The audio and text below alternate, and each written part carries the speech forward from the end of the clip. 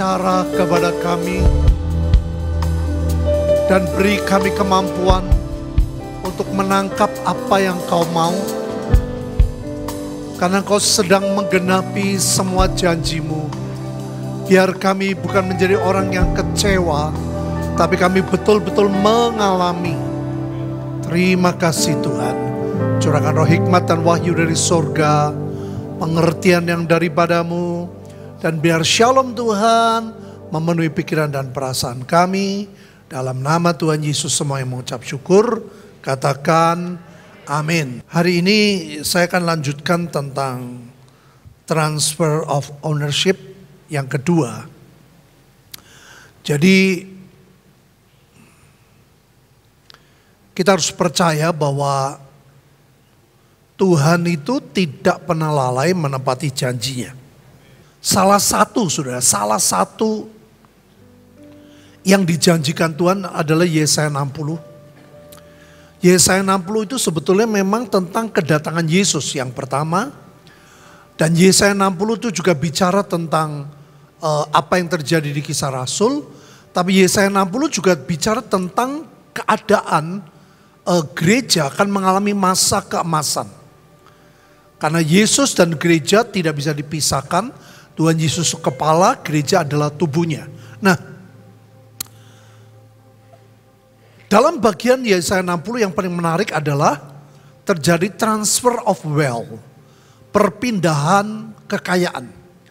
Dan pada waktu kita bicara ngomong perpindahan kekayaan, saudara harus tahu kekayaan Tuhan nomor satu adalah jiwa-jiwa.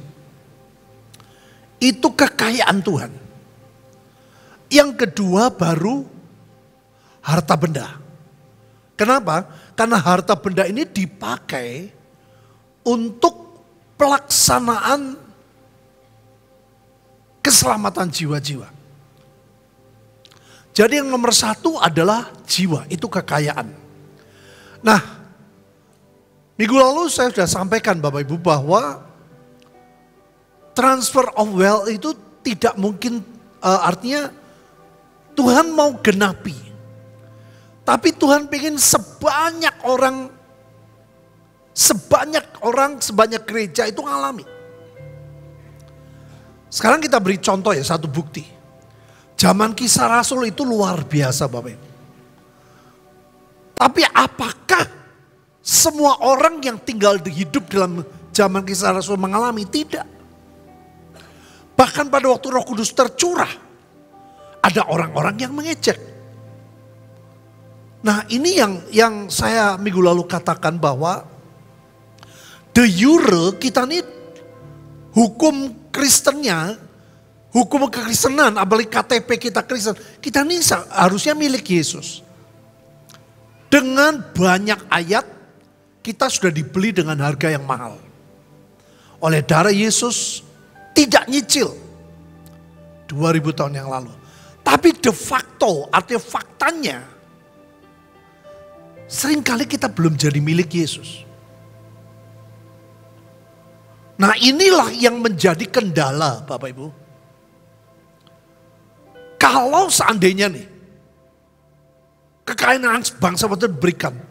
Kalau kita belum jadi milik Tuhan, gak mungkin Bapak Ibu rela uangnya untuk penginjilan. Karena orang sering bilang, oh nanti kalau aku punya duitnya banyak aku mau. Alkitab berkata pada waktu kita setia dalam perkara kecil, maka kita akan setia dalam perkara besar. Kalau yang kecil saja kita gak setia, gak mungkin saudara. Kalau duit yang kecil saja gak mungkin, apalagi yang besar. Dan itu sikap hati yang baik saudara. Artinya punya kerinduan untuk kita tuh lepas semua kepemilikan kita jadi milik Tuhan. Jadi ayo kita mau belajar.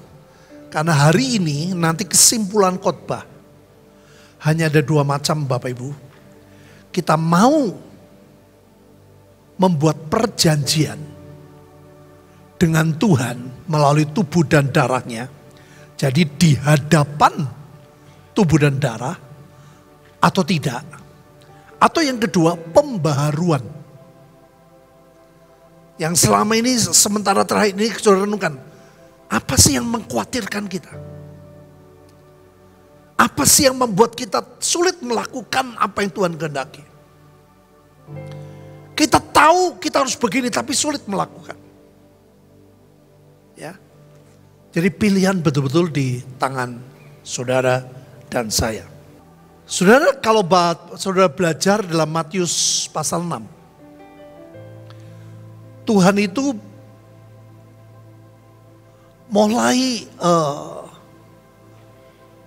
memberikan sebuah pengertian bahwa hidup kita sehari-hari itu sering kali dikuasai kekhawatiran. Kenapa? Ya karena hidup kita belum jadi milik Tuhan. Kalau saudara dan saya jadi milik Tuhan, kita percaya kita nggak bakal, kita harus berbeda dengan dunia. Saudara, saya kalau keluar negeri ya, nginep di rumah seseorang, dulu saya ingat sekali di Belanda. Betul-betul saya nggak khawatir, saya ini makan nggak sebulan. Yang namanya makan dan minum Bapak Ibu. Terus ditanyain hari ini pengen apa, besok pengen apa. Sebelum kamu pulang Indonesia pengen apa. Selama berapa minggu ini yang paling cocok yang mana. Dan itu membuat saya gak khawatir Bapak Ibu. Saya kenal kepada siapa saya tinggal. Itu manusia yang terbatas. Harusnya kita dengan Tuhan. Terus percaya bahwa Tuhan kita memelihara hidup kita. Karena itu aku berkata kepadamu. Janganlah khawatir akan hidupmu. Akan apa yang hendak kamu makan atau minum. Janganlah khawatir pula akan tubuhmu. Akan apa yang hendak kamu pakai.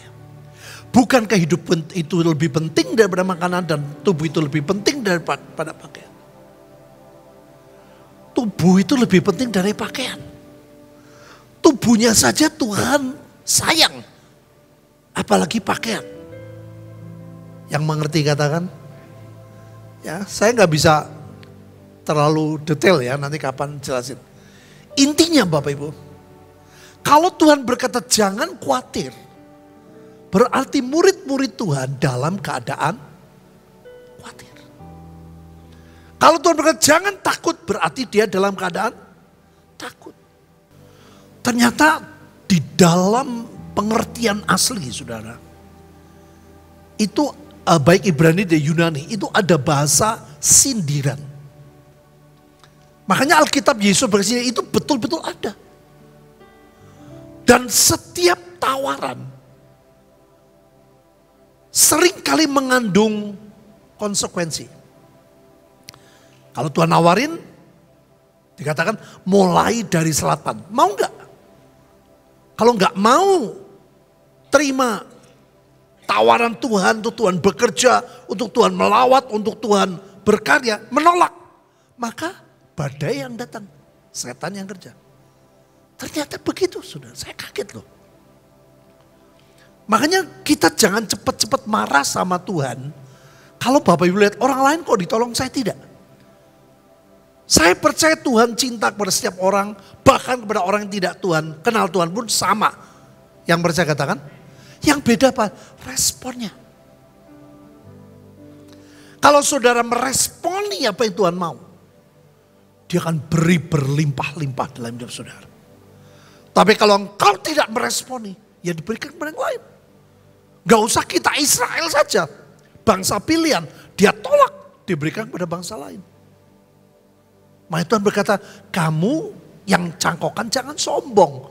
Ini yang asli saja bisa ditebang kok. Makanya hati-hati Bapak Ibu. Ya. Siapakah di antara kamu yang karena kekuatan dapat menambahkan sehasta pada jalan hidupnya? Jikalau kamu tidak sanggup membuat barang yang paling kecil, mengapa engkau khawatir hal? Sudah, ini ternyata bahasa sindiran. Sudah tahu sindirannya apa? Kalau saudara dan saya hidup dalam kekhawatiran, bukan saja engkau dapat menambahkan, mengurangi. Artinya apa? Hidup saudara yang harusnya sekian lama bisa berkurang. Kekhawatiran menimbulkan penyakit menimbulkan kematian, itulah kekhawatiran. Saya kaget pengertian ini saya dijelaskan. Bahasa Yunani-nya. Dapatkah menambah sahasta? Tidak menambah, mengurangi. Ternyata hidup dalam kekhawatiran itu mengerikan sekali, saudara. Di Matius 6 juga soal mamon, Bapak Ibu. Tuhan tuh tahu bahwa kita orang Kristen. Ya, saingannya Tuhan adalah uang. Saya percaya saudara, Tuhan tidak akan pernah meninggalkan pekerjaannya. Yang percaya katakan, kita mesti merespon. Nah, lihat ya, yang ditaburkan di tengah semak duri. Tuhan kadang ada orang yang hatinya seperti semak duri. Ialah orang yang mendengar firman itu lalu, apa Bapak Ibu? Kekhawatiran dunia. Dan tipu daya kekayaan menghimpit firman itu sehingga tidak berbuah. Mengapa kita sering melihat hidup kita gak berubah? Bertahun-tahun jadi Kristen. Orang-orang di sekitar kita tidak tertarik, Bapak Ibu. Bahkan tidak melihat. Kamu Kristen, aku dari dulu lihat kamu ya kayak gitu terus. Karena tanah kita tuh tanah yang semak duri. Saudara menciptakan sendiri banyak kekhawatiran dalam hidupmu. Sehingga hidupnya gak berbuah. Nah ini hati-hati saudara. Kalau Tuhan datang apakah sudah dijamin diangkat? Belum tentu.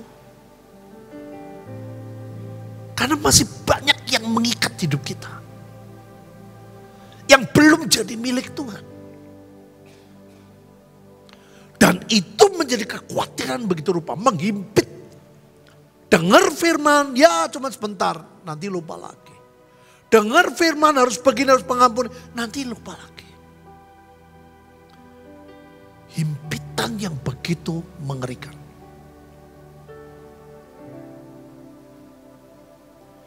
Makanya saya waktu dijelasin yang ahli bahasa. Orang kaya sulit masuk dalam kerajaan surga. Saya pikir itu orang kaya, oh ini pasti punya selevel pabrik rokok terkenal. Tidak Bapak Ibu. Orang kaya itu adalah orang yang tiap hari dikhawatirkan masalah uang. Uangnya bisa tidak banyak, tapi tiap hari hanya uang, itu kaya. Ada orang yang banyak duit tidak terikat, ada. Saya sudah pernah lihat contoh.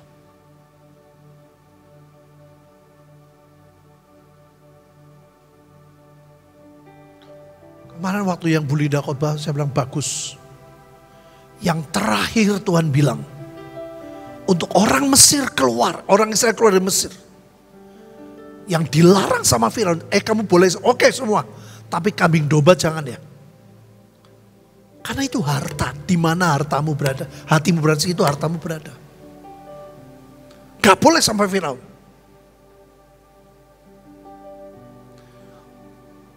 Hartanya diambil saja saudara. Perjalanan mereka keluar dari Mesir sebelum Kanaan berkali-kali gitu. Lebih enak dulu ya. Lebih enak di Mesir dulu ya. Bayangin. Dan itu gambaran hidup kita. Makanya hari-hari ini saudara, kalau saya melihat anak-anak bungsu yang sedang datang kepada Tuhan. Saya tuh khawatir loh saudara, betul. Mereka yang sungguh-sungguh tuh all out-nya luar biasa. Saya pernah ceritakan saudara, sampai sekian miliar mereka pilih Yesus atau warisan. Sampai hari ini loh, dia tolak warisan. Padahal katanya sudah digenepi sama bapaknya, 20. 20, kamu ikut Bapak. Dia tetap pilih Yesus. Bukan 1 miliar, sudah 20 miliar. Sampai bapaknya kamu, Yesus nolong kamu. Dia bilang, saya tetap bisa makan dengan istri dan 1 anak. Saya dengar gitu tuh gak tahan, saudara. Seringkali kita diapa itu kita gak bisa terima. Rasanya Tuhan itu menyiksa, membuat kita susah. Dia tetap pilih Yesus. Kontrak rumah kecil. Nih, seharusnya kita seperti ini. Ditaburkan di tanah yang baik, ialah orang yang mendengar firman, mengerti, karena itu ia berbuah. Ada yang 100, ada yang 60, ada yang 30. Sudah, Tuhan gak nuntut loh. Yang penting ada buah.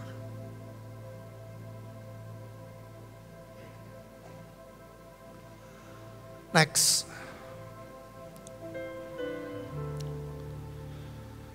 Saudara, Tuhan itu memberikan solusi. Kita mungkin melihat ada banyak tantangan binatang buas. Tuhan berkata, serahkanlah segala kekhawatiranmu kepada Yesus. Kenapa? Dia jamin loh, ia yang memelihara kamu. Pada waktu terjadi transfer of ownership, perpindahan kepemilikan dari milik kita jadi milik Tuhan. Dia pelihara saudara dan saya. Amin. Saudara, ini loh. Kepemilikan kita berubah jadi pemilik Tuhan itu bukan nanti betul ke notaris jadi milik Yesus. Enggak. Mobilnya ya tetap nama saudara. STNK-nya ya di rumah saudara. BPKB di rumah saudara. Sertifikat rumah ya tetap di rumah saudara. Pada waktu terjadi transfer of ownership. Waktu engkau di depan ini dan bilang, Tuhan, biar mulai hari ini mobilku pun milik Tuhan. Anak-anakku milik Tuhan. Dia bilang, ayo jual milikmu, jual milikmu. Yang dijual apa? Kepemilikan. Itu kalau saya nggak dijelasin bahasa aslinya nggak ngerti, saudara. Yang dijual kepemilikannya. Makanya Tuhan bilang, setelah itu kamu berikan kepada orang miskin. Nah, ada orang yang tidak menjual kepemilikannya tetap bisa memberikan orang miskin. Kenapa? Uangku, aku beri lu. Makanya dia akan berjasa. Aku lu yang dipakai.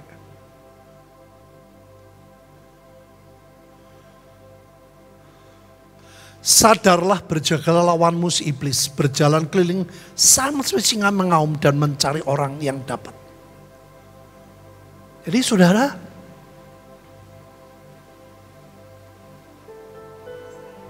kehidupan itu seperti ini. Makanya Tuhan beri solusi.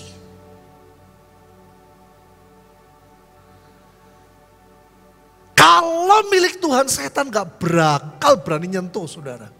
Yang percaya katakan. Nah, ini persoalannya. Tuhan aku ingin supaya kamu hidup. Apa Bapak Ibu?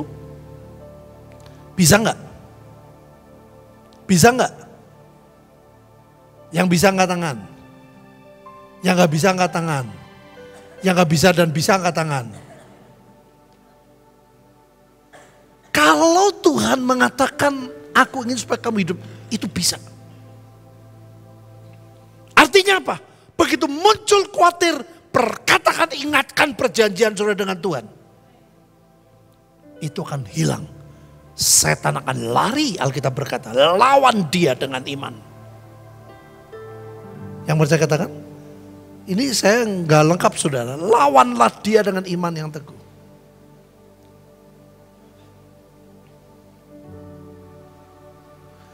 Orang yang tidak beristri memusatkan perhatian pada perkara Tuhan, bagaimana Tuhan berkenan kepadanya. Nanti saya jelasin. Jadi istri, suami, anak, keluarga itu perlu ada perjanjian itu jadi milik Tuhan. Anak, cucu.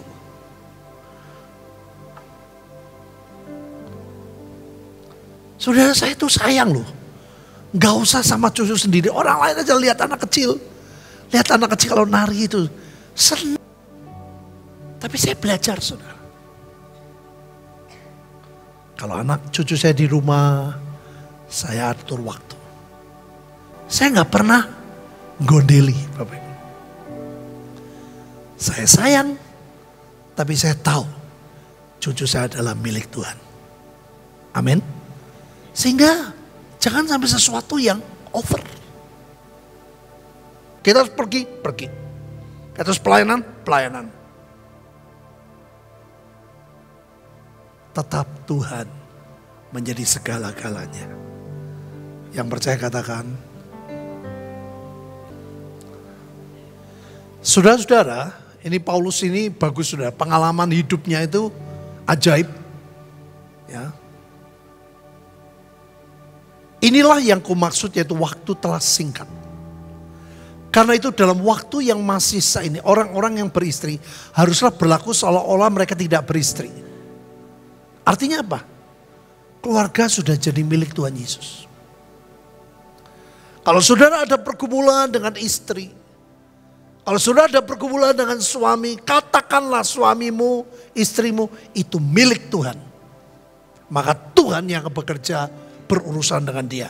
Yang percaya katakan, sehingga tidak membuat hidupmu hancur. Membuat hidupmu ngelokro. Gak bisa ngapa-ngapain.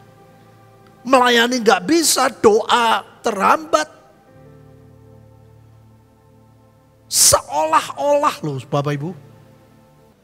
Orang-orang yang menangis seolah-olah. Jadi apa sudah orang nangis? Waduh, ada masalah. Kalau masalah itu punya Tuhan, percayalah Tuhan akan menyelesaikan. Halo.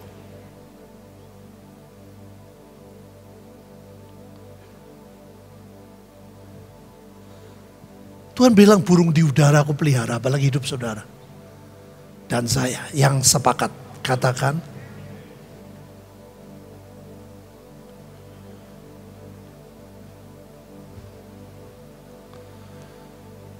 Dan orang-orang yang bergembira seolah-olah tidak bergembira. Ini luar biasa Bapak Ibu. Hidup kita tuh jadi apa ya? Tidak tergantung apa yang sedang terjadi. Kadang ada orang susah, ngelokro sampai stres. Orang saking senangnya lupa diri, Tuhan gak mau. Di atas segalanya, Yesus adalah Tuhan dan Raja kita. Yang percaya katakan, ini sudah luar biasa. Yang bergembira seolah-olah tidak bergembira. Dikasih apa? Oh itu yang Tuhan kasih itu ya milik Tuhan kok. Oh dikasih handphone baru ya milik punya Tuhan. Yang mengerti, katakan. Saudara, Tuhan aku ingin hidup kamu tanpa kekhawatiran. Ini harus terjadi transfer of ownership. Harus terjadi shifting of ownership. Dari milik kita menjadi milik Tuhan. Jadi minggu lalu saya katakan Bapak Ibu. Tuhan bilang kepada pemuda kaya. Aku sudah begini. Kalau kamu sempurna satu, jual segala milikmu. Segala. Dia gak mau. Ini milikku.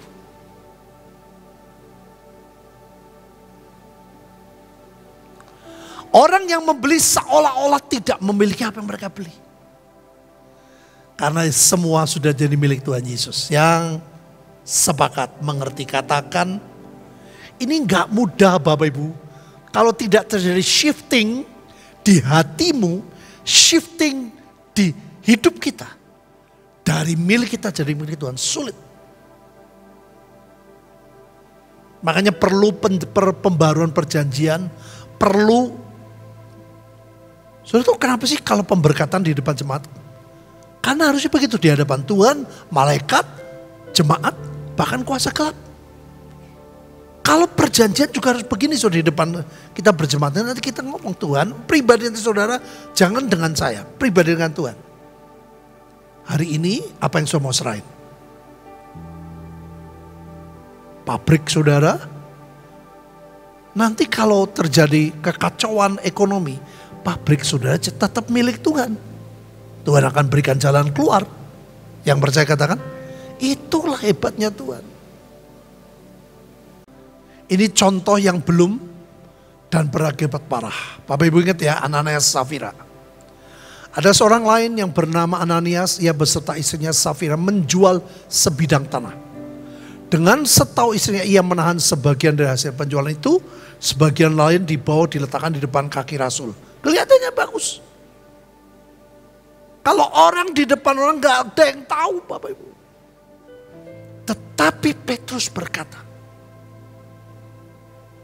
dengan urapan Tuhan, Ananias, mengapa hatimu dikuasai iblis, Mamon, sehingga engkau mendustai Roh Kudus dan menahan sebagian dari hasil penjualan.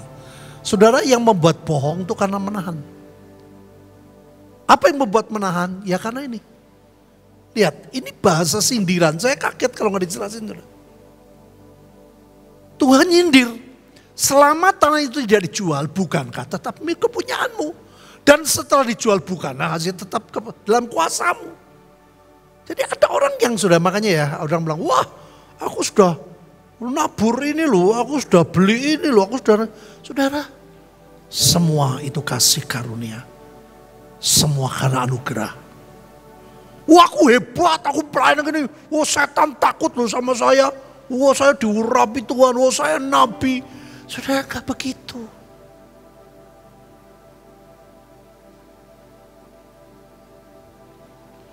Mengapa engkau merencanakan perbuatan dalam hatimu?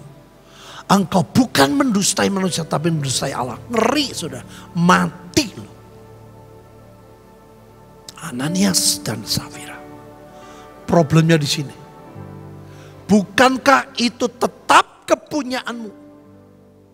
Ngasih gak ngasih, kepemilikannya belum terjadi transfer of ownership. Jadi dia kasih, waduh itu punya kuah, eman-eman ya. Waduh, padahal separuh sudah, waduh eman-eman ya. Bayangin.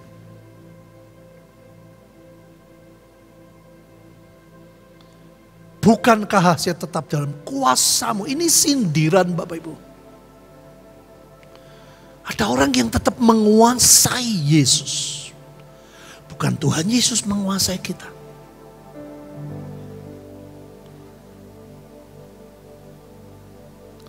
Makanya semua kalau nggak dilatih nggak bisa Bapak Ibu. Mulai dilatih, mulai belajar.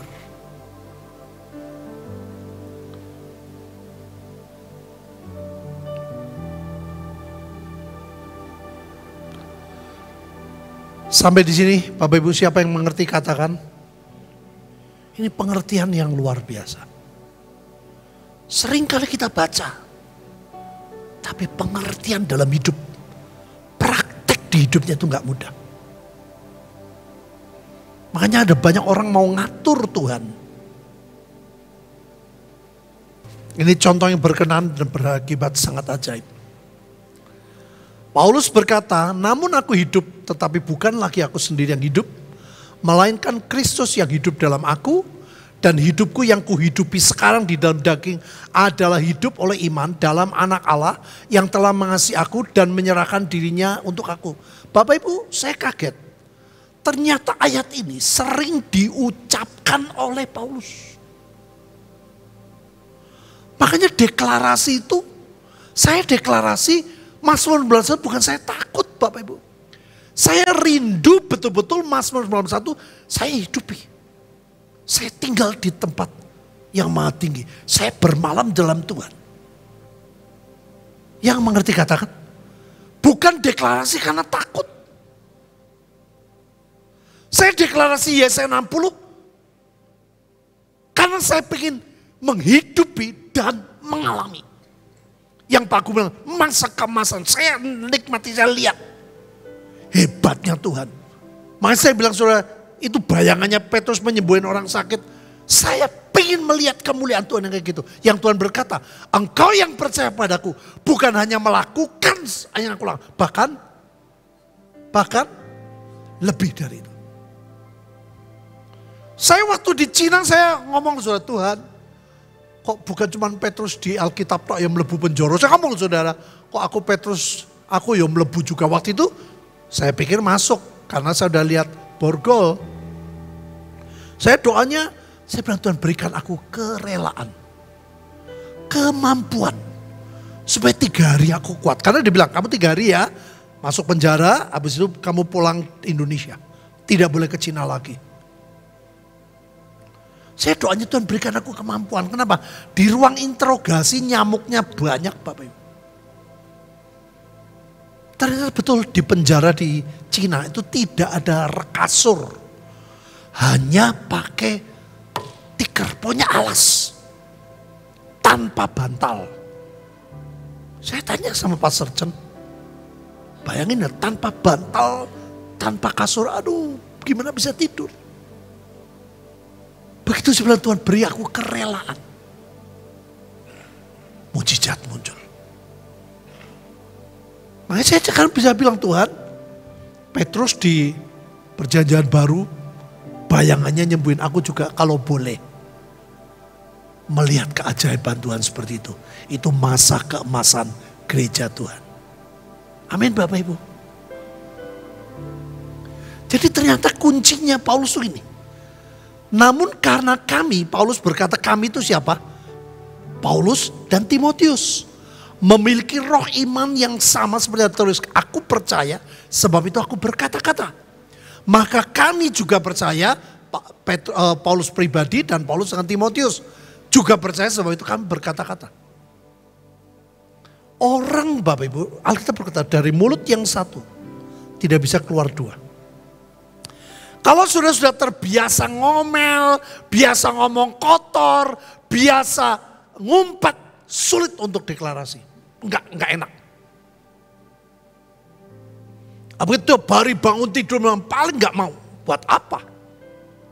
Sebaliknya, kalau Bapak Ibu sudah terbiasa deklarasi, memperkatakan firman Tuhan, engkau akan sulit untuk ngomel, engkau akan sulit untuk menggerutu.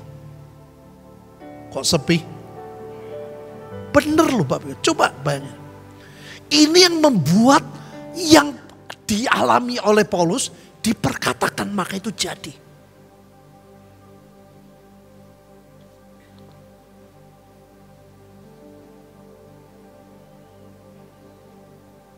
Makanya jangan deklarasi cuman sekedar. Cuma katakan sungguh-sungguh aku percaya. Aku milik Tuhan, aku percaya. Keluargaku adalah milik Tuhan, aku percaya. Anakku, cucuku lebih rohani dari aku, katakan. Saya ngomong loh tiap hari. Itu gak dosa. Saya bilang, wah itu, wah ini orang ini gak benar. Itu percuma buat apa sih? Saudara kalau ngomongi orang itu lebih baik saudara dari saudara kena loh. Setan akan nuntut, bukan Tuhan.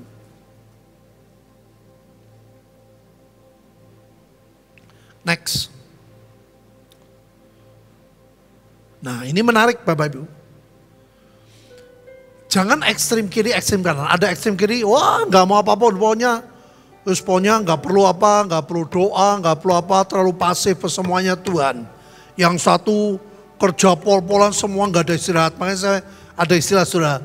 Mau cari gereja perjanjian lama di sini, gereja perjanjian baru di sini, ada gereja perjanjian lama, perjanjian baru di tengah-tengahnya ada. Ini betul saudara, ada guyonan loh.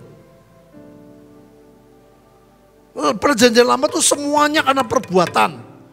Perjanjian baru istilahnya semua karena kasih karunia sampai ngapa-ngapain. Kalau perjanjian baru ada 1% kita dan ada 99% adalah Tuhan. Yang pernah saya katakan, pada waktu semua jadi milik Tuhan saya akan lihat. Ayo baca bareng ini bagus banget nih. 2, 3. Tetapi karena kasih karunia Allah, aku adalah sebagaimana aku ada sekarang. Dan kasih karunia yang dianugerahkannya kepadaku, apa? Tidak sia-sia. Sebaliknya aku telah bekerja lebih keras daripada mereka semua. Tetapi bukannya aku, melainkan kasih karunia Allah yang menyatakan. Ini seimbang banget Bapak Ibu. Ini pengertian kasih karunia yang benar. Makin ngerti kasih karunia, makin kerja lebih keras. Kebanyakan saudara enggak seperti ini. Makanya ada banyak kasih karunia menjadi sia-sia.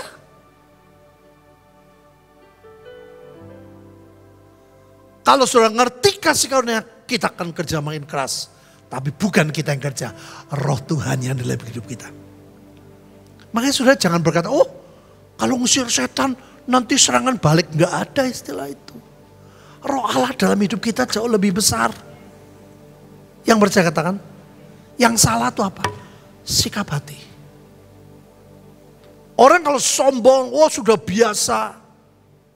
Sudah bisa kena. Loh kayak orang berantem kok, kayak orang tinju kok. Semua kecil kan pernah berantem. Gak mungkin kalau berantem kita mukul terus ada waktu kita kepukul kok.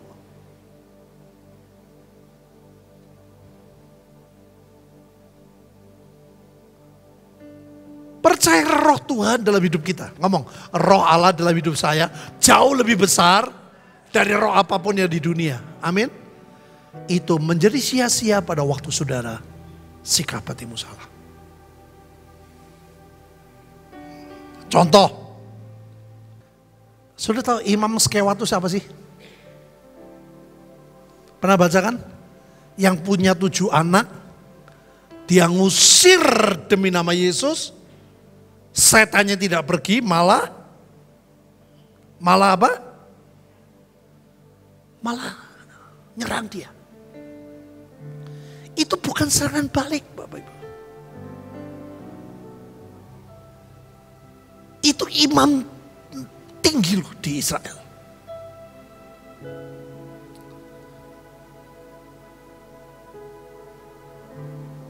Makanya kita ke Moldokem itu mempersiapkan hati. Tuhan aku gak bisa tanpa engkau. Yang percaya katakan. Makanya waktu dulu sudah pernah doa di sebuah tempat saya lupa. Aduh saudara itu betul-betul belum gak jebol. Itu kan berasa ya. Apalagi mereka nih karunia nabi. Kuat. Terus Tuhan bilang. Hanya si A. Yang akan dipakai Tuhan bisa ngusir. Kita bingung saudara. Loh. Bukankah Yesus yang hidup kita saya dalam hidup juga sama? Betul sama. Yesusnya sama. Kitanya yang beda. Bapak Ibu tahu saya ingat sekali loh. Hamba Tuhan diam. Karena dia gak jarang ikut. Cuman dukung aja. Tahu-tahu dia berkata. Setan. Aku tuh kesini bukan karena karepku loh. Kayak ngomong saudara. Aku datang ke sini karena diperintah Tuanku. Tuanku namanya Yesus.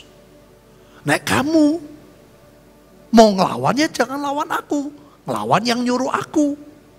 Itu doa perang yang belum pernah saya dengar waktu itu. Ini aneh saudara. Tapi dia mengatakan itu betul-betul dengan pengertian loh. Dengan kerendahan hati. Bes saudara. Lawanlah Tuanku, kata saudara. Ojo ngamuk baik aku yo. Jangan marah sama saya. Lawan Tuanku. Siapa yang bisa lawan Yesus? Yang mengerti percaya katakan. Itu Bapak Ibu. Nah saudara mau tiru-tiru. Belum tentu bisa. Kenapa sikap hatinya beda. Makanya hati-hati saudara. Doa kemenangan itu jangan disepelekan. Semua dengan sikap hati yang benar. Yang percaya katakan. Saya beri contoh. Saya waktu kecil Bapak Ibu di depan rumah saya itu ada apa ya kayak gudang punya teman itu tikusnya itu gede-gede. Apa tuh jenengnya itu? Wirok saudara. Nah teman saya itu kita berlomba di situ. Itu senapan angin saudara. Ya senang saya senang. Saya dulu titis loh. Das bisa kena. Berkali-kali. Tapi Bapak Ibu. Itu tikus yang gede-gede itu ya. Kalau ditembak deng apalagi kena perut. Itu kayak cuman geli gitu saudara. Jengkel banget ya. Nanti tembak der. Pertama cuma gitu-gitu. Tembak der. Baru kepala baru mati. Nah ada teman saya. Dia bawa senapan angin yang buatan luar negeri, betul-betul kualitasnya bagus. Nah, saya selama ini pakai senapan made in Tegal. Tembak wetenge ming gatel tok, sudah kurang ajar itu. Kena loh. Saya sampai dulu dia bilang kamu mesti ikut itu apa lomba. Saya titis banget, itu bisa pas. Kena lari, tapi ya gitu saudara. Nah begitu kamu coba pakai ini. Itu senapan angin mahal saudara. Karena dia menyerahin ke saya, karena saya paling titis dari beberapa anak itu saya paling kena terus. Jadi saya pakai. Begitu saya tembak, des, mati. Pertanyaannya, pelurunya yang beda atau senjatanya? Ayo. Pelurunya beda atau senjatanya? Senjatanya. Pelurunya sama. Pakai senapan yang jelek, minggawe gatel. Senapan yang mahal, dek perut sudah. Geledak lu langsung. Padahal bukan kepala. Saya ingat banget. Saya suruh nyoba. Saya ngomong begini supaya bisa ngerti maksudnya. Yang membedakan hati kita. Ada orang sama. Yesusnya sama. Yang percaya katakan, orangnya beda. Kerendahan hatinya beda. Ketepatannya beda. Yang mengerti, katakan. Ini ayat yang sering dipakai juga saudara. Kita baca sama ya. 2, 3. Karena Allah lah yang mengerjakan di dalam kita baik kemauan maupun pekerjaan menurut. Semua bukan hebatnya kita. Semua karena hebatnya Tuhan. Yang sepakat katakan. Nah ini Bapak Ibu, lihat kata-kata ini, lihat. Demikian jugalah kamu apabila kamu telah melakukan segala sesuatu yang ditugaskan kepadamu. Hendaklah kamu berkata. Jadi ternyata perkataan itu penting Bapak Ibu. Setan gak bisa nuntut kalau perkataan kita benar. Amin. Kalau hari ini sudah punya perjanjian Tuhan, mulai hari ini keluarga aku adalah milikmu. Mulai hari ini aku pembaruan perjanjian. Perusahaanku adalah milikmu, hidupku, masa depanku milikmu. Saya percaya Bapak Ibu, setan tidak akan pernah menyentuh hidupmu. Yang percaya katakan, hendaklah kamu berkata kami adalah hamba-hamba yang tidak berguna. Kami hanya melakukan apa yang harus kami lakukan. Jadi Bapak Ibu kalau di Alkitab berkata, jerih payahmu tidak sia-sia, itu betul. Tapi dalam hidupmu engkau jangan merasa engkau lah yang berjerih lelah. Ngerti gak Bapak Ibu? Yang sulit itu di situ. Paulus berkata, aku nih mau mati loh. Aku mau dipukul pernah. Aku pernah disiksa. Tapi dia gak merasa sombong. Ngerti Bapak Ibu? Itu yang sulit begitu. Jerih lelahmu tidak sia-sia. Amin. Tapi engkau tidak merasa jerih lelah. Makanya kita berkata, kamu orang tua, kamu yang harus jadi berkat buat anak-anakmu. Di saya belajar saudara. Oh gitu. Saya berdoa, hari ini kita akan melihat keajaiban demi keajaiban. Kita akan melihat Yesaya 60 terjadi Bapak Ibu. Kita akan melihat ribuan orang anak bungsu akan dilawat Tuhan. Kita akan melihat juga anak sulung bertobat.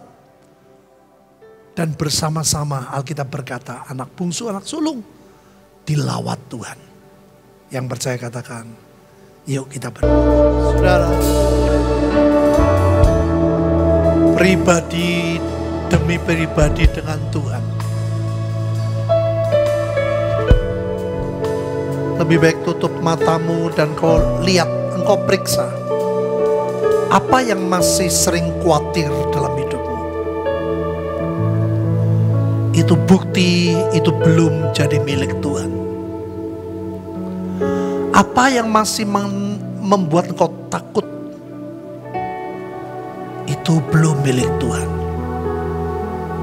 Tuhan di hadapanmu, Bapa, Putra, dan Roh Kudus, di hadapan jemaat, di hadapan penguasa-penguasa lain, biar terjadi shifting of ownership. Biar terjadi transfer of ownership dari milik kami menjadi milik Tuhan. Saya mau bantu dengan beberapa kalimat. Setelah itu nanti Bapak Ibu pribadi dengan Tuhan. Jangan di hati, jangan di hati. Bersuara sedikit gak apa-apa, asal engkau bersuara. Saya beri contoh. Tuhan Yesus, biar hari ini, mulai hari ini, di hadapan Bapa, Putra, Roh Kudus, di hadapan malaikat Tuhan, di hadapan jemaat, bahkan di hadapan musuh-musuh Tuhan, kami menyerahkan Tuhan.